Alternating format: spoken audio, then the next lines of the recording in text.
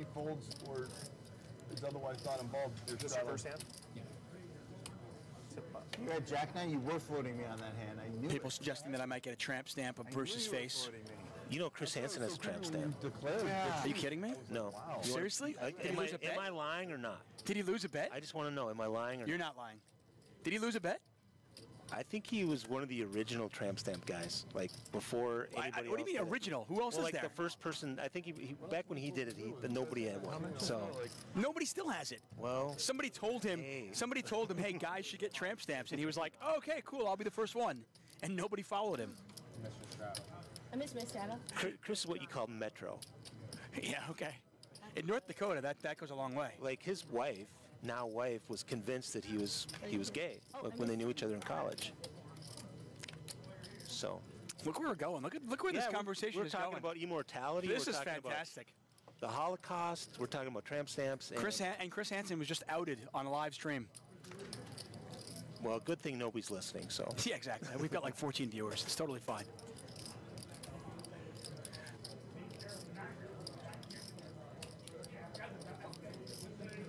I think Locks is ready to just go play in the tournament and be done with this.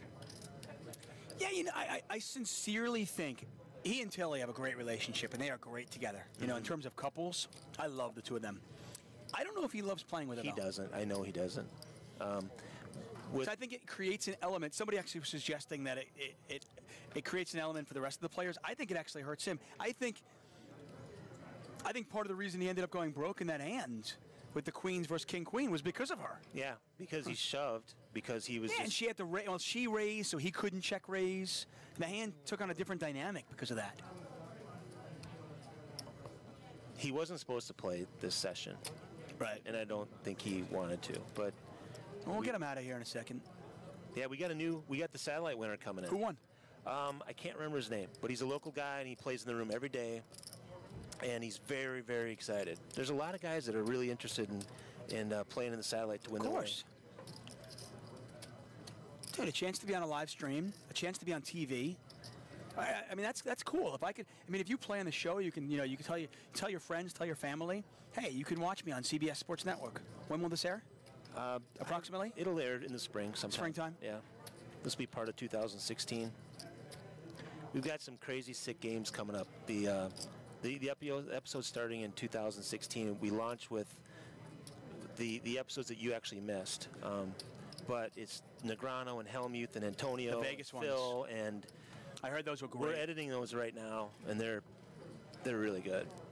Got a really interesting spot here for Gansfried. I mean, he can only beat a bluff.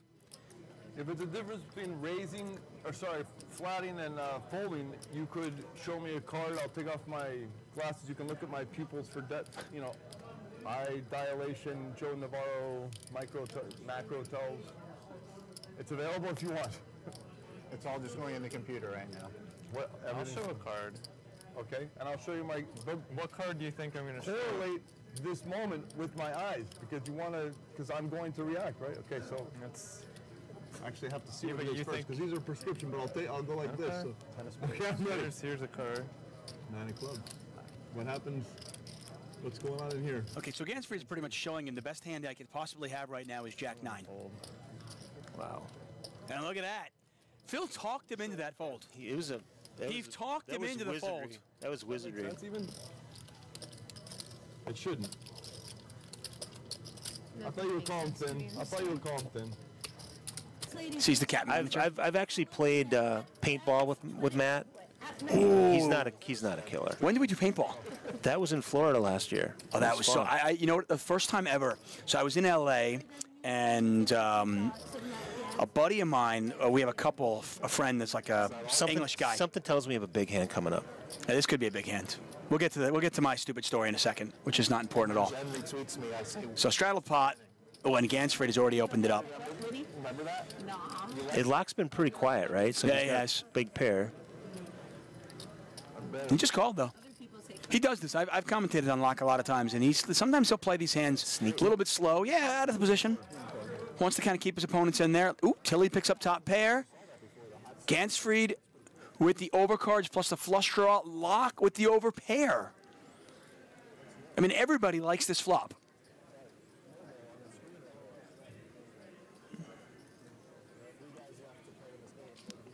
So I'm assuming Laak is going to check raise this flop, don't you think? Not necessarily.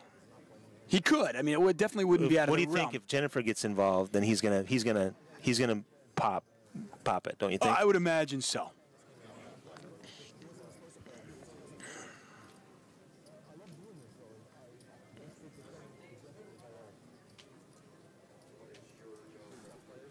I mean, Tilly's drawing just really thin, obviously. I mean, she needs an 8 and only an 8. Gansfried looking for a king or a diamond. Laak just needs the board to hold. So Tilly just raised, right? She raises in the weirdest spot. She's such an unconventional player, which makes her tough to play against in some regard. I mean, she raised earlier on with like second pair and backdoor hearts. Now watch, Gansfried will probably just shove now. Laak calls, and Gansfried's hand is strong. But he's now deep. I remember this is a guy who I think he bought in for 5K, and he's now got like 14K in front of him. I don't know how the money affects him, and sometimes, you know... Yeah, you don't know. You know, if a guy's only bought in for 5K and now he's got 14K in front of him, might not want to gamble with just overcards and a flush draw. I mean, the fact that Laak has called this bet shows a lot of strength. Pot's 5,100. He's just going to call this. Pot's now 6,100 and change.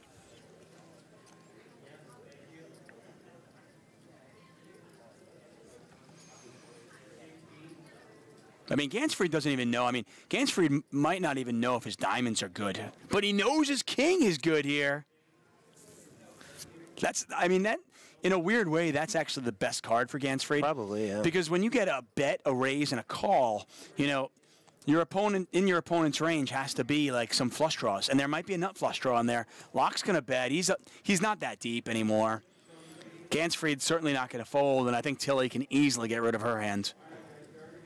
And Laak, by the way, is drawing dead because the queens are dead. I mean, it says 1%, but... Yeah, it's dead. They're dead. Unless there's a fifth queen that we don't know about. Yeah. What a turn card for... Yeah, this is an easy just call spot if you're Gansfried.